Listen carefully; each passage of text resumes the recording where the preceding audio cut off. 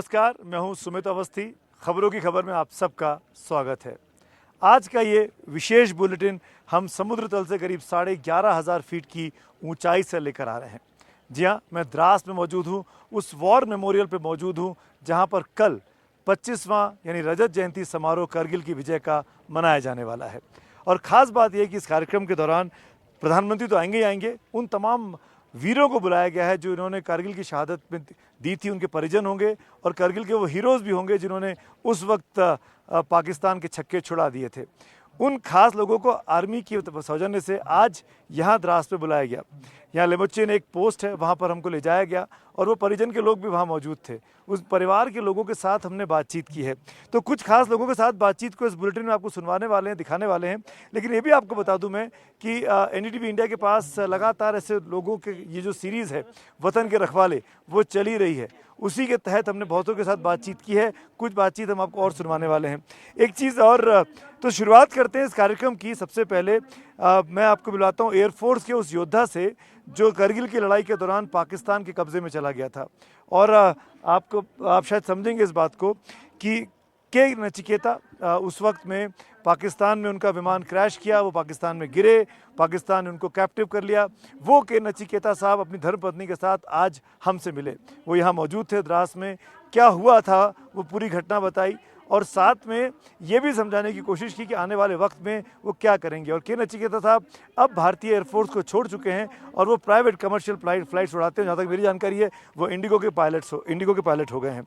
उनसे बातचीत की है। उसके साथ साथ इस बातचीत में आपको एक और शख्स मिलेंगे, एक और परिवार मिलेगा, एक और दंपत्ति मिलेगा। ये भारत के परमवीर चक्र विजेता कैप्टन मनोज पांडे का परिवार है। कैप्टन मनोज पांडे के छोटे भाई यहाँ मौजूद थे, उनको सम्मानित किया गया उनके भाई के शौर्य की वजह से। मनमोहन पांडे उनका नाम है, उनकी धर्मपत्नी भी उनके साथ थी। इस बातचीत को सुनते हैं और आपको समझ में आएगा कि 1999 में जब करगिल में यहाँ लड़ाइयाँ चल रही थीं, वीर सैनिक यहाँ पर जूझ रहे थे अपने दुश्मनों के साथ, परिजनों पर क्या बीत रही थी। परिवार जो टीवी पर न्यूज़ देख रहे थे, जो एनडीटीवी को देख रहे थे, उनके मन में क्या चल रहा था, वो क्या सोच रहे थे। दोनों एंगल कहानी के एक साथ एक जगह आपको सुनने को मिलेंगे जब आप नचिकेता साहब के साथ और मनमोहन पांडे के साथ इस बातचीत को सुनेंगे। करगिल विजय दिवस का 25वां साल है। रजत जयंती समारोह देश मना रहा है और इस वक्त में करगिल के हीरोज़ को सब याद कर रहे हैं। तो एनडीटीवी की भी कोशिश है न सिर्फ हीरो को याद करें बल्कि हीरो से आपको मिलवाएं भी और उनके परिजनों से भी आपको मिलवाएं। मेरे साथ दो दंपत्तियां, दो कपल्स आप देख रहे हैं। एक वॉर में सीधे तौर पे शामिल थे और एक वॉर में सीधे तौर पे शामिल तो नहीं थे, इनके भाई शामिल थे, लेकिन ये घर बैठकर देख रहे थे। तो दोनों एंगल को जानना बहुत ज़रूरी है कि लड़ने वाले के मन में क्या चल रहा था और घर पे जो लोग थे उनके मन में क्या चल रहा था, वो क्या सोच रहे थे। परिचय कराता हूँ, मेरे साथ ग्रुप कैप्टन नचिकेता हैं। कि नचिकेता, बहुत बहुत स्वागत है आपका। Thank you so much sir. उनकी वाइफ प्रशांति जी हमारे साथ हैं। आपका भी एनडीटीवी पे बहुत बहुत स्वागत है। मेरे साथ यहाँ पर परमवीर चक्र विजेता मनोज पांडे के भाई मनमोहन जी हैं, आपका भी स्वागत है बहुत बहुत। उनकी पत्नी अनुराधा जी हमारे साथ हैं, आपका भी बहुत बहुत स्वागत है। शुरुआत में नचिकेता साहब आपसे करना चाहूँगा उस घटना के बारे में जो हुआ। आज 25 साल के बाद जब आप याद करते हैं तो कैसे याद करते हैं, क्या क्या मन में रहता है। एक तरफ वॉर, एक तरफ आप कैप्टिव हो गए, उस चीज़ को आप कैसे याद करना चाहते हैं। 25 साल जो बीच में आ गए हैं 99 और अभी के बीच में, सबसे बड़ी बात यह है कि हम जब वॉर में एक्टिव पार्टिसिपेंट होते हैं तो हमारे अंदर बहुत इमोशंस होते हैं, क्योंकि हम एक्चुअल वॉर में लाइव पार्टिसिपेंट हैं। एवरी डे हम we keep seeing coverage of war. हमारे जो बाकी बैचमेट्स हो गए, सीनियर्स हो गए, जूनियर्स हो गए, उनके we see what is happening to them, people getting injured, coming back in coffin. So ये सब एक तरह का इमोशनल भावनाओं के साथ हम लोग अपने एक्शंस करते हैं। But we have to be very careful that हम प्रोफेशनल एंड इमोशनल को मिक्सअप ना करें। So that is one issue which happened 20 years back. आज की तारीख में हम जब देखते हैं तो now we are seeing event objectively because we are seeing it as outsider. We have gone through all that but now I am seeing it as objectively. So I can maybe see it in slightly better way because I can see all the pros and cons, all the pluses and minus, what could we have done better, what we could have avoided. So that is what it happens. But yeah, definitely it's indeed a proud moment for all of us that we stand here at Dras looking at all the hills behind, that this is where the war took place, and because of the bravery and courage shown by all of us, we were able to get our land back from the intruders. And we stand there victorious. Right. And in fact जो बात नचिकेता साहब बोल रहे हैं, पीछे tiger हिल आप देख सकते हैं, हमारे पीछे उधर टोलोलिंग है। पूरी की पूरी इलाके में 25 साल पहले गोलाबारी हो रही थी, बमबारी हो रही थी, और आप जैसे हीरोज़ की वजह से ही आज हम वापस यहाँ खड़े हुए हैं और आप जैसे से बात कर पा रहे हैं। मनमोहन जी, आप मेरे ख्याल से छोटे भाई हैं मनोज जी के। कितने छोटे उम्र में आप? मैं उनसे 6 साल छोटा हूँ। आज वो परमवीर चक्र विजेता हैं। हम तो न्यूज़ कवर कर रहे थे उस वक्त में, आप पढ़ रहे होंगे, 18 साल के आप थे। हम खबर दिखाते थे कि आज करगिल में यहाँ पे लड़ाई हो गई, आज द्रास में चल रहा है, आज बटलेक में चल रहा है। आप न्यूज़ देखते होंगे, हमारे माध्यम से आप लोगों तक खबर पहुँच रही थी। क्या लग रहा था? आपके भाई यहाँ लड़ रहे थे, परिवार में किस तरह की उलझन थी, ऊहापोह था, उत्साह था, क्या था? परिवार में उस समय उलझन रहती थी। ये बात हमेशा मन में रहती थी कि वो कहाँ पर होंगे, किस जगह। जब हम यहाँ वहाँ से न्यूज़ देखते थे तो हमें एग्जैक्ट किसी का नाम तो मालूम नहीं चल पाता था कि कौन कहाँ पर है। यूनिट के माध्यम से पता चलता था कि 111 GR आज बटालिक में है, या वो खालूबार की तरफ मूव कर रहे हैं, या आज वो यहाँ पर हैं। तो परिवार में बड़ी उलझन थी, कसमकस थी, परेशानी थी कि पता नहीं वहाँ पे क्या हो रहा होगा। और एक जो चिंता स्वाभाविक होनी चाहिए मम्मी को, पापा को, हम लोगों को, सभी लोगों को थी कि कहीं कुछ ऐसी बात ना हो जाए। तो डेली न्यूज़ के सामने हम लोग सब के सब बैठे रहते थे कि वहाँ की जितनी जानकारी हम लोगों को टीवी के माध्यम से मिलती रहे। डेली कुछ ना कुछ ऐसा सुनने में आता था कि आज हमारे वहाँ पे जवान शहीद हो गए, तो मन में बड़ा भय भी रहता था कि कहीं कोई ऐसी बात उनके साथ में ना हो जाए। फिर 2 और 3 जुलाई की रात में जब ये हुआ है बटालिक सेक्टर में, तो 3 जुलाई को भी हम लोग उस समय सब घर पे ही थे। जब ये न्यूज़ आती, आर्मी के कुछ ऑफिसर्स और कुछ लोग हमारे घर में आकर के ऑफिशियली इस बात को बताते हैं कि ये वहाँ पर बटालिक सेक्टर में खालूबार की चोटी पे युद्ध करते हुए वीरगति को प्राप्त हुए हैं। हम लोगों के लिए बहुत शॉकिंग था, झटका था, एक प्रकार से बहुत बड़ा झटका लगा। हम ऐसा सोच भी नहीं सकते थे कि ऐसा भी हो सकता। आपकी फैमिली आर्मी फैमिली है? फादर आर्मी में थे? नहीं, हमारे घर में भैया से पहले कोई आर्मी में नहीं था। हमारे सबके अपने अपने अलग अलग काम। He was the first person to join Indian army. उसके पहले कोई था ही नहीं, हमारे यहाँ कोई भी नहीं था। पर उनके अंदर कुछ ऐसा जुनून था पहले से, वो बचपन से उनका मानना था कि मुझे कुछ ऐसा करना है देश के लिए, देश सेवा के लिए कुछ ऐसा करना है। उन्होंने जो माध्यम चुना वो नंबर 1 पे उन्होंने आर्मी को चुना। उनके पास 2 कॉल लेटर साथ में आए थे, इंजीनियरिंग का भी और एनडीए का भी। तो घर वालों ने उनसे कहा कि आप पहले इंजीनियरिंग में जाओ, पर उन्होंने कहा कि नहीं, एनडीए में भी होना आसान नहीं होता है, मैं पहले एनडीए में जाऊंगा। अगर उसमें नहीं होता है तो मैं अपने आप उसमें। और आप देखिए कि जब एनडीए में वो एसएसबी के लिए गए तो 67 बच्चे जो यूपी से गए थे, तो अकेले उन्हीं का हुआ। तो इतना उनका लक्ष्य था कि मुझे तो इसी में जाना है। और वो था कि अगर कभी जीवन में कुछ ऐसा मौका मिला किसी ऑपरेशन में या किसी युद्ध में, तो जैसा कि उन्होंने अपनी डायरी में लिखा था कि if death comes before I prove my blood I promise I will kill death, वही उन्होंने किया। और जब इंडिया के फॉर्म में भी, हाँ, तीसरे बंकर पे जब उनको 2 गोलियां लग जाती हैं, कंधे में और एक उनके घुटने में, और उनके बहुत ज़्यादा ब्लीडिंग हो रही थी, उसके बाद भी एक तरह से मृत्यु के बिल्कुल करीब पहुंच चुके थे। पर उन्होंने कहा था कि आई विल किल डेथ। वो चौथे बंकर पे भी पहुंचे, चौथे बंकर को नष्ट किया। वहाँ पे जो एक गोली उनको लगी है, वहाँ पर उन्होंने वीरगति प्राप्त हुई। और उनके आखिरी शब्द थे, ना छोड़ना, किसी को छोड़ना मत। क्या बात है। आप जैसे हीरोज़ की वजह से आज हम लोग यहाँ पे हैं। Let's come to the ladies. I am sorry, मैं लेडीज़ के पास पहले आना चाहिए था, लेकिन मैं खुद इतना इमोशनल हूँ इस टाइम पे कि मेरे साथ जब हीरोज़ खड़े हों तो आप सॉरी, आप दोनों से, प्रशांति जी और Radha ji. Were you married then? No. No.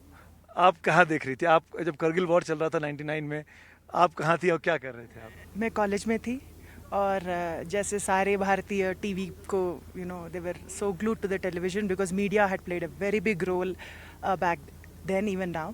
So we were following the news and जैसे पता चला कि he is from Hyderabad because I am from Hyderabad, तो हमें और भी ज़्यादा एक लगाव हो गया था कि क्या हो रहा है, he should come back. And then मुझे याद है मैंने कॉलेज में कैंपेन साइन किए थे और बहुत सारे ऐसे जहाँ पे भी ये सब चल रहे थे. Without knowing him then? Yes, I didn't know him, but I wanted to be a part of that. कि उस समय हमें एक्चुअली फर्स्ट टाइम पता चला कारगिल एक जगह है. Otherwise, you know, being securely, you know, safe in South, हमें कुछ पता ही नहीं था कि यहाँ क्या हो रहा था. तो जब हमें पता चला फर्स्ट टाइम कि ये फोटो में आए, हर दिन हम जब खाना खा रहे होते थे और उनका यही न्यूज़ आता था और मैं खाना नहीं खा पाती थी. मुझे यही लगता था कि क्या हो रहा होगा उस समय. इनके फैमिली में भी हमें किसी को नहीं हम जानते, but I was always feeling, my mother was always feeling that what will that family go through, you know. So as a normal citizen, we were so attached to whatever was happening there.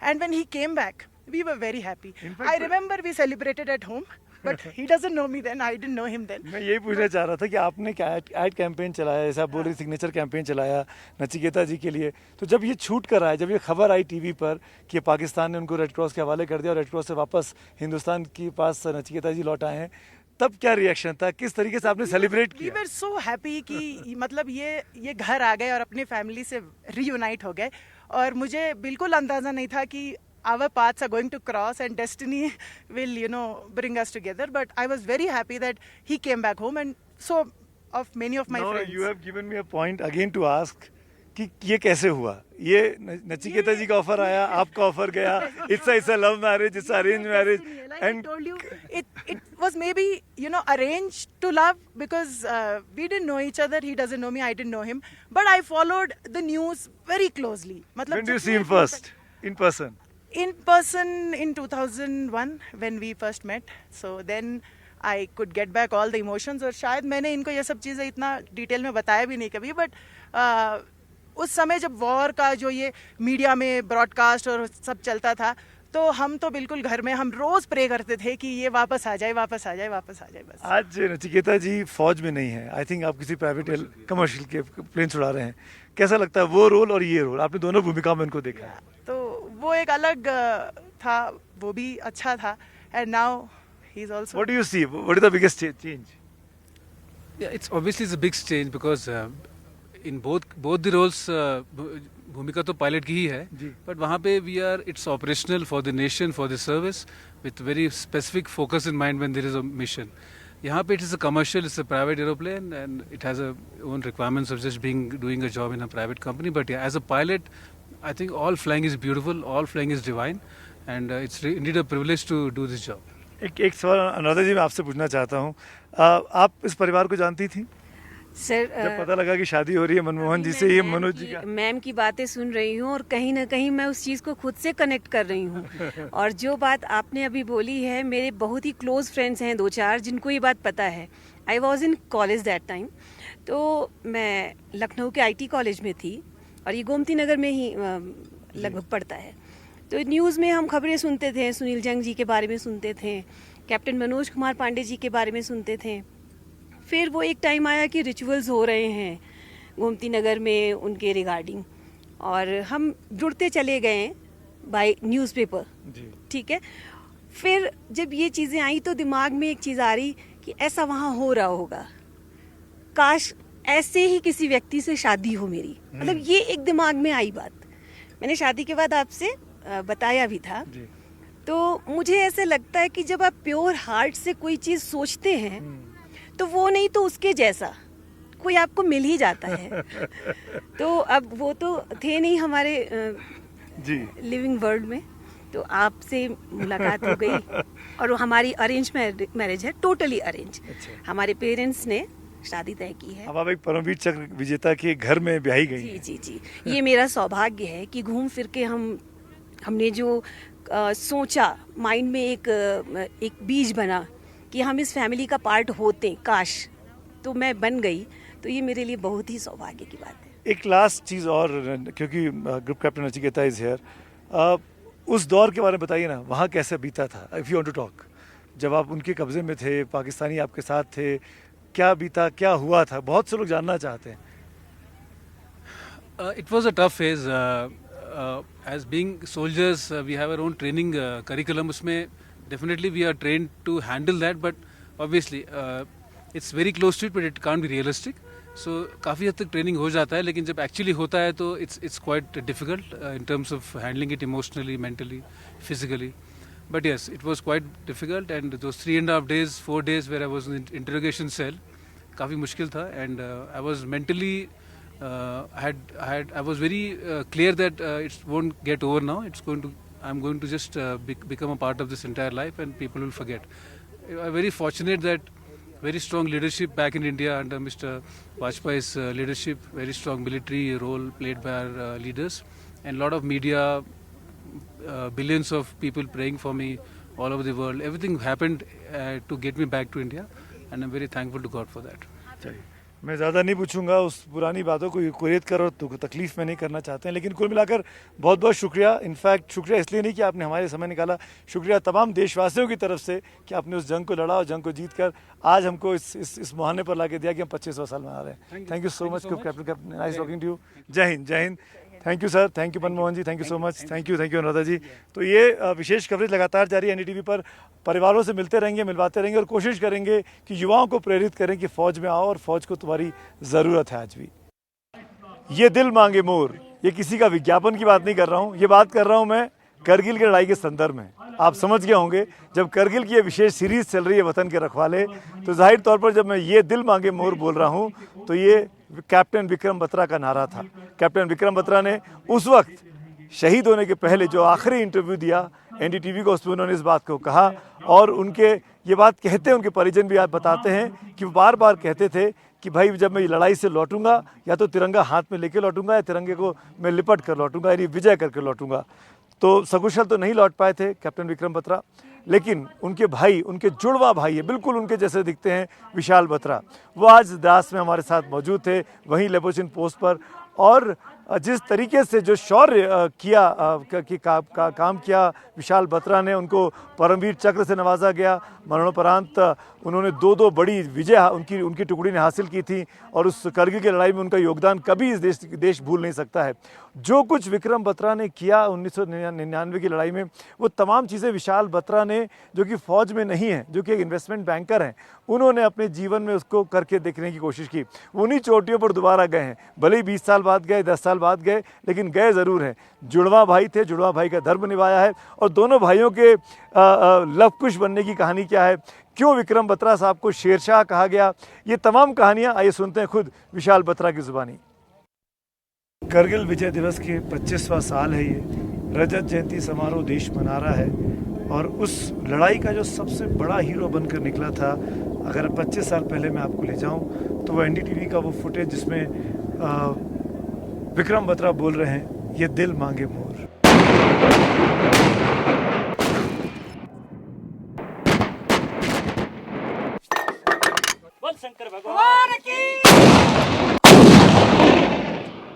Bravo company's success signal वो आया and which was passed to our CEO Colonel Joshi on the radio set, and after that another bunker was captured.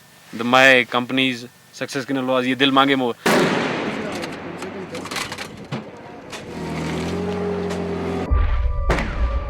Uniform 143 offshore listening over.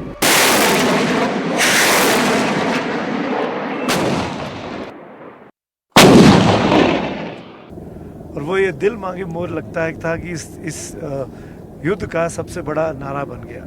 Vikram तो हमारे साथ नहीं है, लेकिन आज विक्रम के जुड़वा भाई, जो बिल्कुल विक्रम की तरह ही दिखते हैं, विशाल, हमारे साथ यहाँ जुड़े हुए हैं। और ख़ास बात यह कि विक्रम को जितना देश याद करता है, उससे कहीं 100 गुना ज़्यादा विशाल याद करते हैं। क्यों याद करते हैं, कैसे याद करते हैं, विशाल खुद अपने किस्से सुनाएंगे, कैसे वो विक्रम को आज भी ट्रिब्यूट पे करते हैं। बहुत बहुत शुक्रिया विक्रम, विशाल, हमसे बात करने के लिए। Thank you so much. पहली चीज़ तो मैं यही जानना चाहूँगा, आप छोटे हैं उनसे जी, वो लव थे, आप खुश हैं जी, वो शेरशाह बन गए जी, आप क्या बने? मैं शेरशाह का ब्रदर बन गया।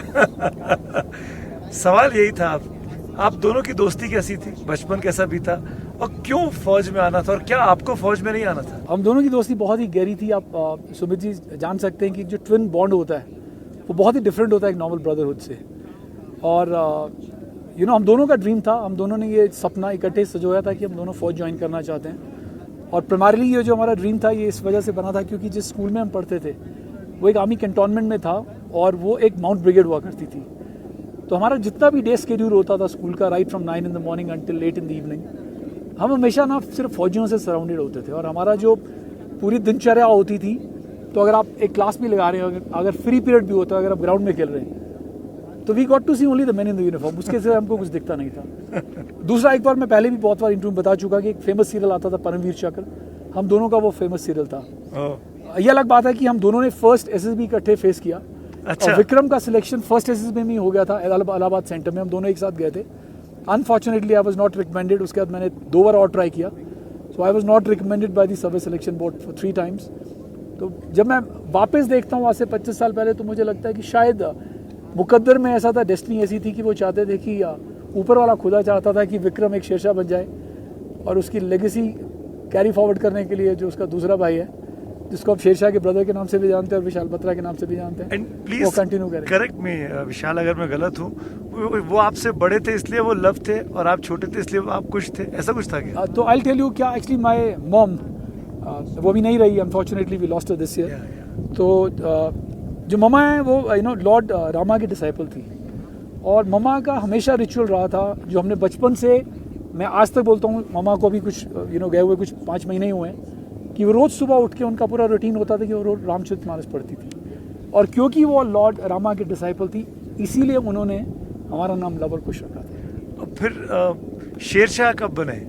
Sher Shah was the code name which was given to him, क्योंकि ऑफकोर्स जो उनका फर्स्ट एम्बुश था .5140, जो उन्होंने 20 जुलाई 1999 को अंडरटेक किया था, और उनके कमांडिंग ऑफिसर हुआ करते थे lieutenant general Y K Joshi, then lieutenant colonel of course. तो सबको कोई ना कोई कोड नाम मिला था, किसी को संग्राम मिला था, किसी को चरक मिला था, किसी को शिवाजी मिला था, तो विक्रम को उनको कोड नेम शेरशाह दिया था। और वहीं से जब उन्होंने अपना सक्सेस सिग्नल दिया तो he became a Shershah for the country. Vikram के नाम पर 2 खास बातें जी। हैं उस पूरी लड़ाई में, उस जो 2 महीने का करगिल वॉर चला। एक तो 5140 जी। जिसके लिए उनको परमवीर चक्र मिला, जी। और 4 ही परमवीर चक्र हुए उस लड़ाई के दौरान, जी। जिसमें एक विक्रम के पास है, जी। और दूसरा उनको जो बत्रा टॉप है अब, जी। .4875। जी। आपने रिसेंटली 5140 पर आप खुद गए हैं। जी। वो फुटेज हमने देखे, वो तस्वीरें जो आप ही ने हमको दी हैं वो देख रहे हैं। क्यों गए आप वहाँ? जाना क्यों ज़रूरी था आपके लिए? तो मैं आपको सुमित ये बताऊँ कि मैंने तो देखो पहले बोला कि जैसे हम दोनों का ड्रीम था, फौजी बनना चाहता था, अनफॉर्चुनेटली वो पूरा नहीं हो पाया। तो somehow I been living the dream through my brother, right. And incidentally मैं जिस प्रोफेशन में हूँ, I work for a bank, जो मेरा प्रेजेंट प्रोफाइल है उसमें भी मैं जो पूरा पोर्टफोलियो मैनेज करता हूँ वो डिफेंस रिलेशनशिप्स के लिए करता हूँ। तो मेरा ये ड्रीम था कि मैं दोनों पीक्स में एक बार विजिट करना चाहता हूँ, to see what Vikram has done for the country. तो मेरा सौभाग्य था, and of course it is thanks to the Indian army कि मेरे को वो अपॉर्चुनिटी मिली। तो इस साल हम दोनों 50 साल के होने वाले हैं। Another 45 days we both would have turn 50। जो मेरा विश्वास है वो था विक्रम तो हमेशा 25 साल के रहेंगे, because he died, he laid down his life for the country at the age of 25। तो ठीक है, मेरे आज ग्रे हेयर है, पर वो तो यूथ ही, वो he will be as youthful as ever when he fought the Kargil war. ये दिल मांगे मोर, राइट। तो मेरी बहुत तमन्ना थी कि मैं जो 50th बर्थडे ट्रिब्यूट है उनको, वो 5140 पे देना चाहता हूँ, क्योंकि उस वक्त वो अलाइव थे, right. And I wanted to go and give a war cry there at the peak, at the top, ये दिल मांगे more at the same spot जहाँ पे उन्होंने बोला। मैंने वो किया, मैं गया, और इसीलिए मैं 5140 क्लाइम किया। तो मेरा क्या कहा आपने? तो मैंने वहाँ पे जाके, of course this entire programme ये आर्टिलरी ब्रिगेड ने किया था 8 माउंटेन डिव की, और I would like to thank the GOC, the present general army chief general Dwivedi, जिनके थ्रू मैंने रिक्वेस्ट डाली थी यहाँ पे, and of course general Sachin Malik जिन्होंने मुझे हेल्प किया, एंड ब्रिगेडियर संजीव कोहली जिनकी पूरी आर्टिलरी ब्रिगेड यूनिट ने ऊपर लेकर गए। तो जब ऊपर पहुँचे वहाँ पे, तो वी वर अराउंड 50 सोल्जर। तो उसमें 13 जैक जम्मू कश्मीर राइफल जो विक्रम जिस यूनिट में कार्यरत थे, तो हम 10 सोल्जर्स थे। तो हमने पूरा 3 बार बिल्कुल जोर से वार कराई दिया, ये दिल मांगे मोर, ये दिल मांगे मोर, ये दिल मांगे मोर। उसके बाद हमने वार कराई दिया, जो 13 जम्मू कश्मीर राइफल से वार कराया है कि दुर्गा माता की जय, दुर्गे माता की जय, दुर्गे माता की जय। और तीसरा जो था, तो 13 जैक राइफल को बोलते तीव्र तेरा, तीव्र तेरा, तीव्र तेरा। तो this is primarily to tell Vikram कि वाइल आप चले गए हैं, बट आज की डेट में भी जितनी भी ये वादियाँ हैं, चाहे वो 5140 है, चाहे वो 4875 है, we believe that you continue to guard these peaks. Right. And I'm sure कि Vikram would be watching me somewhere that Vishal has come down to pay the tribute. क्या भाई हैं आप, मतलब हमारा सैल्यूट है आपको विशाल। बहुत कम लोग ऐसा कर पाते हैं, करना तो बहुत कुछ चाहते होंगे, लेकिन आपने काके में करके दिखाया। आप 4875 पर भी गए थे, if I remember correctly. Yes. 5 साल पहले। Yeah, I went on 7th of July, and 7th of July 2019, उस वक्त कारगिल की हम 20वीं सालगिरह मना रहे थे, और तब मेरा उपलक्ष्य ये था कि उस टाइम पे मैं 13 जम्मू कश्मीर राइफल ने ही ये पूरा कंडक्ट किया था, पूरा जो एक्सपीडिशन था। And incidentally general Y K Joshi उन दिनों कोर कमांडो हुआ करते थे 14 कोर के, तो जो भी वीर सैनिक जो हमारे ऑफिसर्स थे 13 जाके, they all were a part of this expedition. And luckily वो एक्सपीडिशन हमने 7 जुलाई को किया था, बिकॉज 7 जुलाई को विक्रम को शहादत मिली थी, and it was again a beautiful trip. But उस वक्त ऑफकोर्स मेरे को एयरलिफ्ट किया गया था, 0.5140 मैंने फुट पे किया, क्योंकि उन दोनों बहुत ज़्यादा बर्फ थी, और of course there was a risk of the mines. तो ऑन अ प्रिकॉशनरी मेजर हमको एयरलिफ्ट किया गया था, और हमको वही 1 किलोमीटर के नीचे छोड़ दिया था कि you can climb up now. और दैट वाज अ ट्रिब्यूट कि मैं देखना चाहता था कि जब विक्रम ने वहाँ शहादत दी तो वहाँ पे एक्चुअली में क्या हुआ होगा। और कहते हैं ना कि if you hear it from the horse's mouth, क्योंकि वही सारे officers, you know, right from brigadier Bhaskar to colonel Gurpreet to colonel Rajesh Adhau, we have Sanjay Kumar ji जो खुद एक परमवीर चक्र है, general Joshi himself who commanded that unit, everybody was there. I am sorry if I am missing out on some names, but they were all the officers of 13 Jack. तो उन जिस तरीके से उन्होंने मुझे पूरा एक्सप्लेन किया कि कहाँ से वो साउथ स्पर से गए या नॉर्थ लेज से गए, तो I think it was a different experience to see, because end of the day मैं तो नहीं देख पाया था क्या होगा। End of the day I only had to trust कि क्या हुआ, किसने मुझे क्या स्टोरी बताई, और मुझे वही स्टोरी ट्रस्ट करनी थी। बट रियलिटी में ऊपर जाके पता चला कि you know we had one of the worst battles of 487, जो मैंने आज तक पढ़ा है बुक्स में, कि 487 को ब्लडीएस्ट बैटल बोला जाता है, because we lost 25 people, right.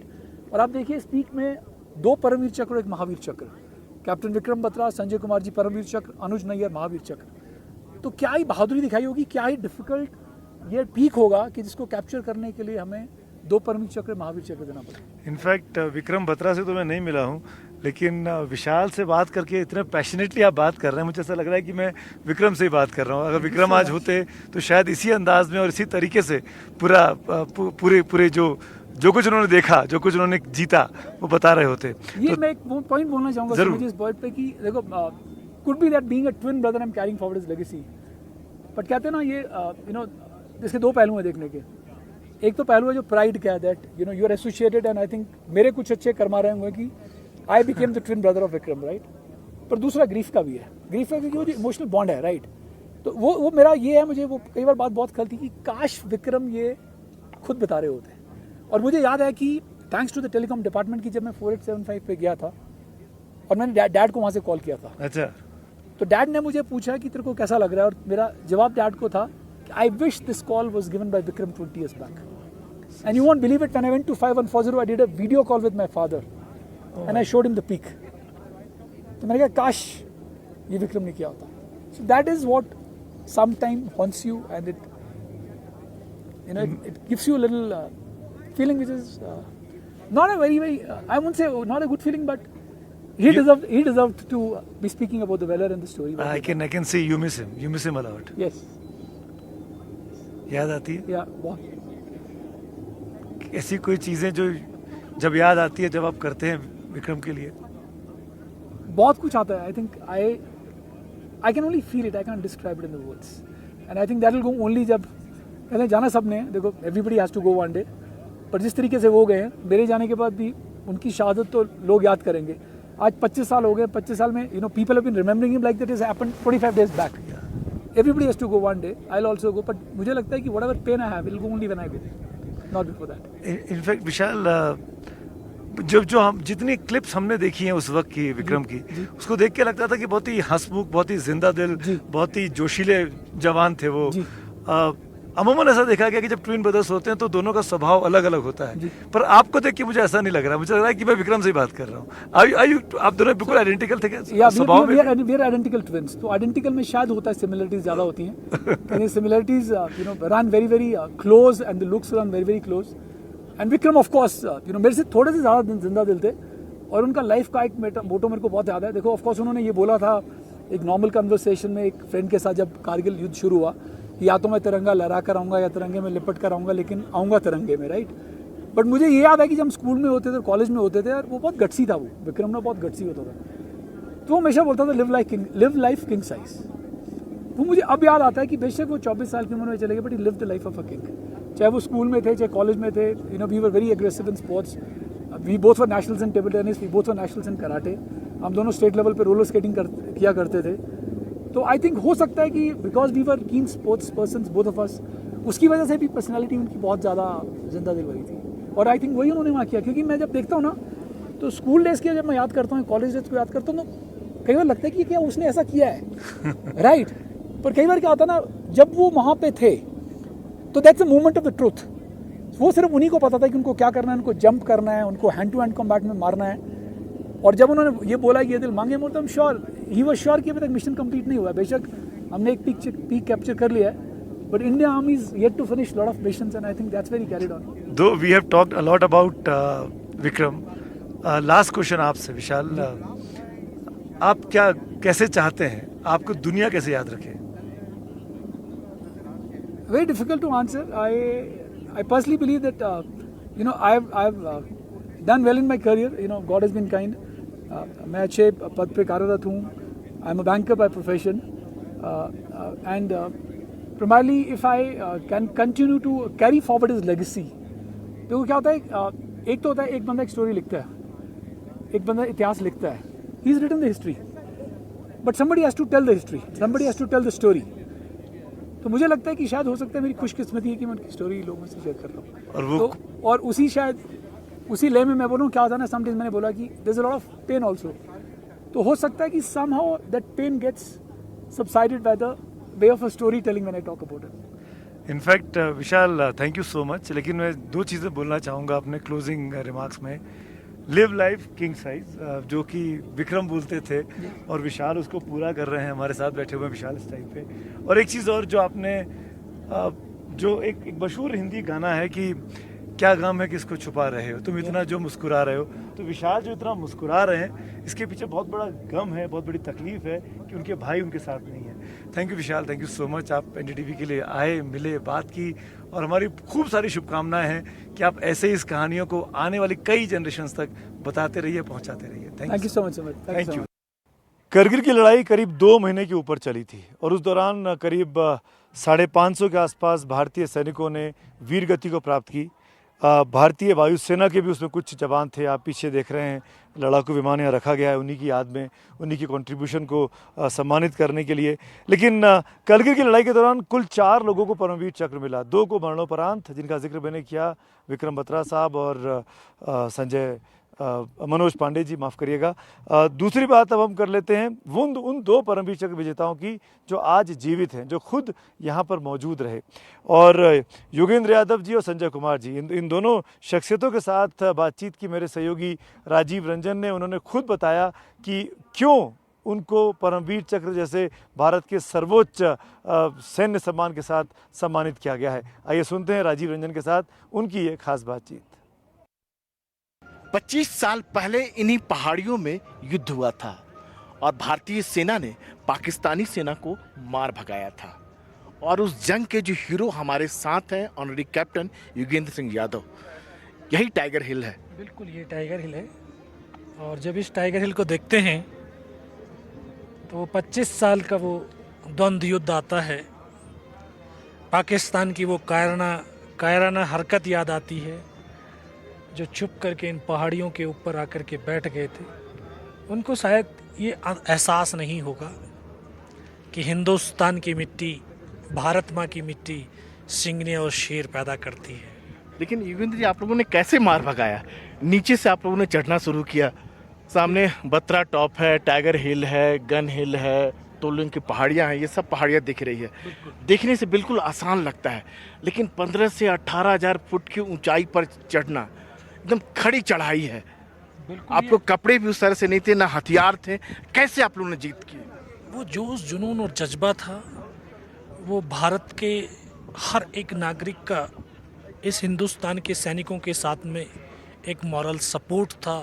वो कंधे से कंधे मिला करके इन सैनिकों के साथ खड़े थे. तभी तो इन सैनिकों के कदम डगमगाए नहीं, बल्कि उनके पैरों के अंदर दुगनी जान, ताकत आई.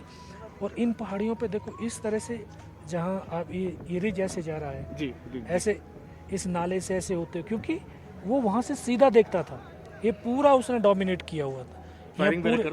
पूरा इस पूरे इलाके में बम्बारीमेंट था. पहले हम इस पहाड़ी पर लड़े 22 दिन तक. ये तोलिंग पहाड़ी पर. हाँ, ये तोलोलिंग पे 22 दिन लड़े. हाँ. मुझे याद है यहाँ पे एक टीवी टावर था यहाँ पे जी. उस टावर के ऊपर उन्होंने 2 दिन तक लगातार बम्बारमेंट किया. हम इस पहाड़ी से, इस रिज से ऐसे ऐसे ऊपर चढ़ते हुए जाते थे और इस नाले के अंदर ही वो एक हेलीकॉप्टर हमारा जो है उसको गिराया था.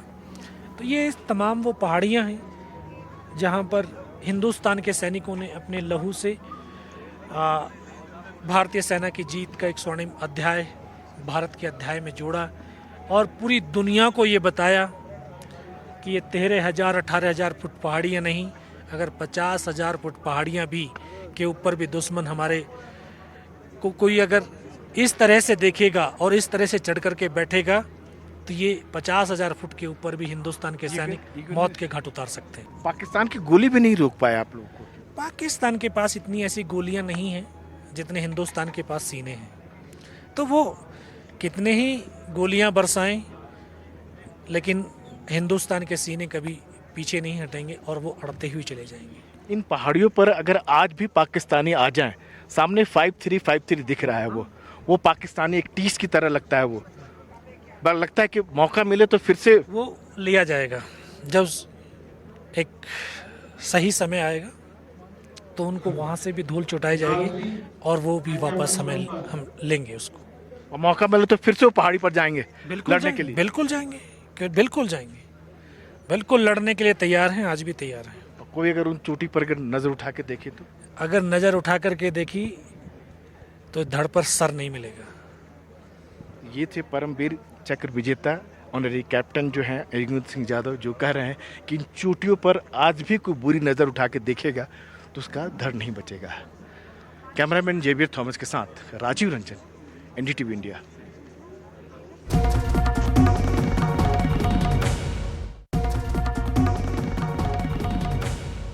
करगिल का युद्ध हमारी जनरेशन ने अपनी आंखों से देखा, हमारे सामने लड़ा गया। जिस शौर्य, जिस पराक्रम, जिस साहस के साथ भारतीय सेना ने उस लड़ाई को जीता, उस युद्ध को जीता, उसी शिद्दत के साथ मीडिया ने उसको कवर भी किया था। और एनडीटीवी उन अग्रणी चैनलों में से था जिन्होंने उस लड़ाई को पूरा दिखाया, बताया कि भारतीय सेना किस शौर्यता के साथ, किस वीरता के साथ दुश्मन के छक्के छुड़ा रही है। मेरे दो सहयोगी विष्णु सोम जो उस वक्त वॉर कवर कर रहे थे, और राजीव रंजन जिन्होंने लगातार डिफेंस कवर किया है, जो इस कारगिल की इन तमाम पहाड़ियों को जानते हैं, समझते हैं कि किस पहाड़ी पर कौन सा दुश्मन था और किस पहाड़ी पर किस विजेता ने, किस हीरो ने अपनी शौर्यता दिखाकर उस वक्त विजय हासिल की।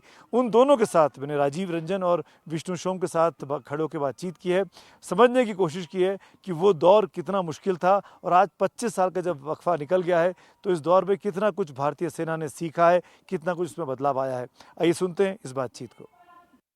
करगिल विजय दिवस 25वां साल है ये करगिल की जीत के, और करगिल जीत पर आज हम मौके पर मौजूद हैं द्रास वैली में, जहाँ पे सबसे बड़ी और सबसे खतरनाक लड़ाई आज से 25 साल पहले इसी जून और जुलाई के महीने में लड़ी गई थी।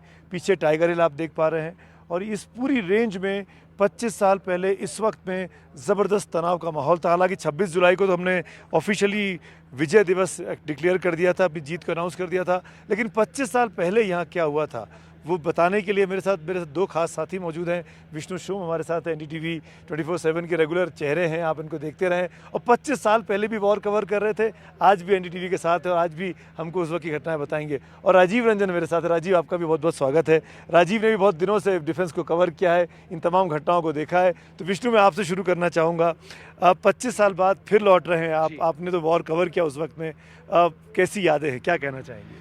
तो सुमित, मैं एक 24 साल का एक युवा पत्रकार था 1999 में, और ये द्रास जो अब एक छोटा सा टाउनशिप बन चुका है, तब एक गांव था और बमबारी काफ़ी हो रही थी, आर्टिलरी शेलिंग उस साइड से, वो सब हम देखते गए थे। उस टाइम एक चाय वाला था जो अभी भी है यहाँ, सिर्फ उसका चाय का जो स्टॉल था वहाँ वो आर्टिलरी शेलिंग में उस पर कोई आर्टिलरी का शेल नहीं लगा था, तो वो हमेशा हमें चाय देता था। तो इस बार भी मैं उनसे मिलना चाहूँगा। पर ये टाइगर हिल हमारे पीछे है, ये तो तोलोलिंग फीचर है, उसके बीच में कई ऐसे पोस्ट है जहाँ हमारे सैनिक, हमारे ऑफिसर्स, हमारे मेन यहाँ पाकिस्तानी पोस्ट्स को निकाला था, उनको अटैक हमला किया था और पाकिस्तानी सोल्जर्स को मारे थे वहाँ। तो 25 साल बाद यहाँ आना एक अजीब लग रहा है मेरे लिए, क्योंकि ये एक बिटर स्वीट एक्सपीरियंस है। बिटर इसलिए क्योंकि फैमिलीज़, नेक्स्ट ऑफ किन से मैं मिल चुका हूँ, मिलता रहा हूँ, उनसे बात करता हूँ, और स्वीट क्योंकि हम इस जंग को जीत चुके थे। बिल्कुल। राजीव, आप अपने अनुभवों के बारे में क्या बताना चाहेंगे? आप जब लौटते हैं, आप तो अक्सर यहाँ आते हैं, मेरे ख्याल से हर साल कोई भी आपने करगिल विजय दिवस छोड़ा नहीं होगा, इस बार क्या खास है? देखिए, बहुत कुछ इस बार खास है, और सबसे बड़ी बात मैं ये यहाँ पर आके हर बार ये समझने की कोशिश करता हूँ कि ये जो पहाड़ी है देखने में बहुत आसान लगता है, अगर आप यहाँ से अगर नज़र दौड़ाएं तो बिल्कुल आसान लगता है और लगता है कि आसानी से किसी कोई कह दे कि आप आराम से चढ़ जाएंगे। लेकिन जब आप यहाँ पर आते हो तो महसूस होता है कि यहाँ की चुनौती किस तरह की। सबसे बड़ी चुनौती, आप यहाँ पर आते सबसे पहले आते तो आपका सांस फूलना शुरू होता है।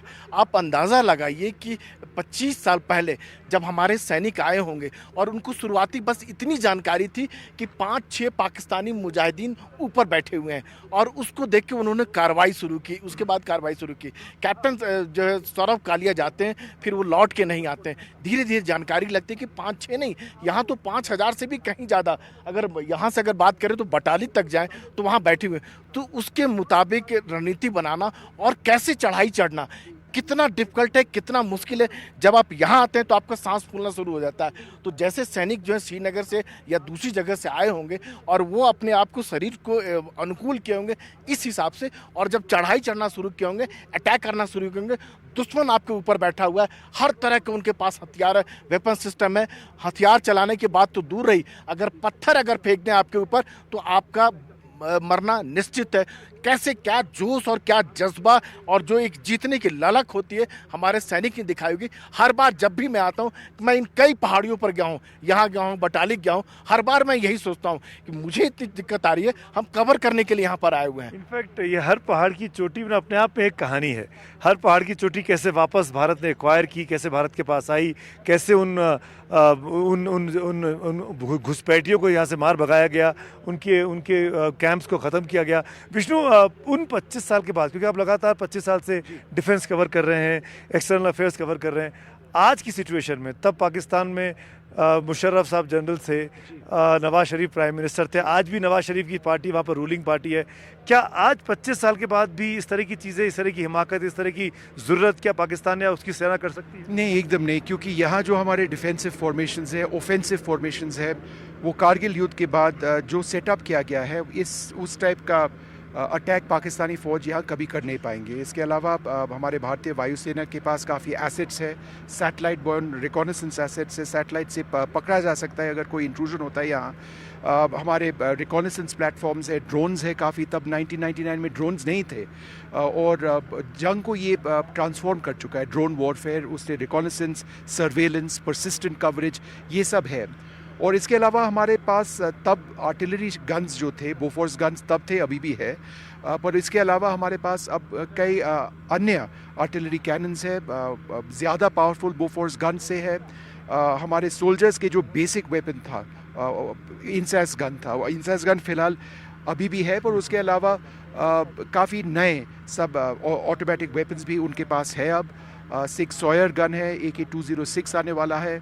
उसके अलावा भी और काफ़ी अन्य टाइप के बेसिक वेपन्स है, different types of helmets, different types of body armour, और एक्सपीरियंस भी है, अब अनुभव भी है, 25 साल का अनुभव है, क्या हुआ था, अब अगर कुछ होता है कैसे लड़ेंगे।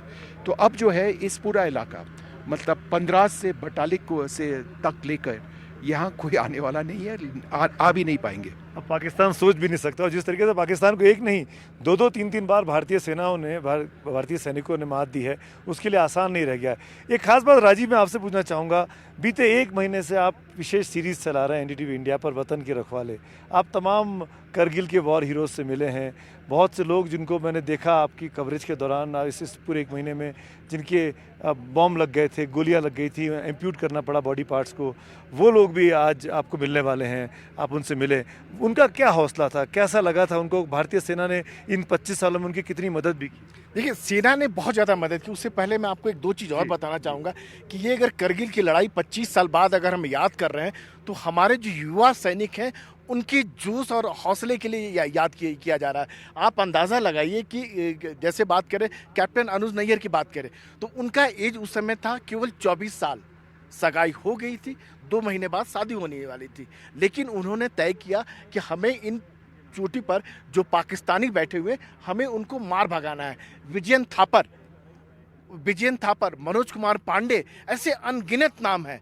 आप बात कीजिए सूबेदार मेजर संजय कुमार की बात कीजिए, वो जो उस समय 18-19 साल के थे, गोली लग जाती है, 3-4 गोली लग जाता है, उसकी परवाह नहीं करते हैं।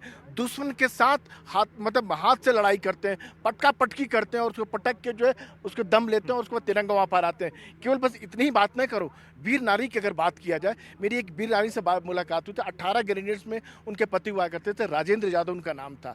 और जब जंग में उनको बुलावा आया, एक दिन पहले उनको पता लगता है कि वो पिता बनने वाले हैं और जंग में जाने से पहले अपनी पत्नी को कहते हैं, उनकी पत्नी के नाम है प्रतिभा, उनका नाम है, कहते कि देखो लड़का होगा लड़की मुझे नहीं पता, आप लड़ाई में जा रहे हैं लेकिन उसे फौज में ज़रूर भेजना। वो लौट के आते हैं, तिरंगा पर लौट के आते हैं और उनकी जो पत्नी जो है बेटी हुई और आज उनको एसएसबी में एडमिशन कराने के लिए उसकी तैयारी करा रही है। वो यह साथ में कहती है कि आप लोग, बहुत से लोगों की लड़ाई जो है 26 जुलाई 1999 को ख़त्म होगी, मेरी लड़ाई आज भी जारी है और मुझे गर्व है कि हमारे पति जो है देश के लिए तिरंगे के नाम पर शहीद हुए हैं। दुख होता है, फील होता है कि हमारे पति आज हमारे बीच में नहीं है। करवा चौथ का होता है या पेरेंट्स मीटिंग जब होता है, बच्चों की मीटिंग होती है, अफसोस होता है लेकिन एक गर्व का फील भी होता है। तो ये जो वीर नारी जो है, जो सेना की जो है, जिनको केयर कर रहा है और साथ में यह भी कहती है कि 18 कैंडिडेट्स के हैं कि वहाँ से लगातार जो है हर महीने जो है उनसे पूछा जाता है कि आपकी कोई परेशानी तो नहीं है, कोई दिक्कत तो नहीं है, परिवार से उनको मदद नहीं मिलती है। तो लेकिन उस सेना में जो कल्चर है कि इथोस जो है कि भाई अगर आप नहीं रह रहे वो मदद करने की, तो ये बड़ी बात है और उसी का नतीजा है कि इतने सारे वीर नारी आ रहे हैं और उनको एक जुड़ा हुआ महसूस करते हैं। और इसी नोट पर मैं आपको बताना चाहूँगा तमाम साथियों को जो देख रहे हैं प्रोग्राम को, एनडीटीवी के यूट्यूब चैनल पर जाइएगा, एनडीटीवी 24/7 के भी और एनडीटीवी इंडिया के भी, आपको बहुत से ऐसे लिंक मिलेंगे जो लगातार हम लोगों ने सीरीज़ की हैं करगिल के याद में, करगिल के हीरोज़ की याद में। आप तमाम कहानियों को देख पाएंगे क्योंकि एक साथ सब कहानियों को एक इस बातचीत में समेट देना मेरे लिए संभव नहीं है और प्रोग्राम भी यहाँ शुरू होने वाला है, उसकी हमको तैयारी भी करनी है। तो फिलहाल विष्णु की तरफ से, राजीव की तरफ से और मेरे सुमित की तरफ से और मेरे सहयोगी जेवियर और आमिर जो हमारे साथ यहाँ पर मौजूद हैं, मेरे 2 वीडियो जर्नलिस्ट, हम सब की तरफ से हमको फिलहाल इजाज़त दीजिए और आप लगातार इस टेलीकास्ट को देखते रहिएगा क्योंकि एनडीटीवी पर हीरोज़ को सलाम, हीरोज़ को सैल्यूट लगातार हम करते रहे हैं और आगे भी करते रहेंगे।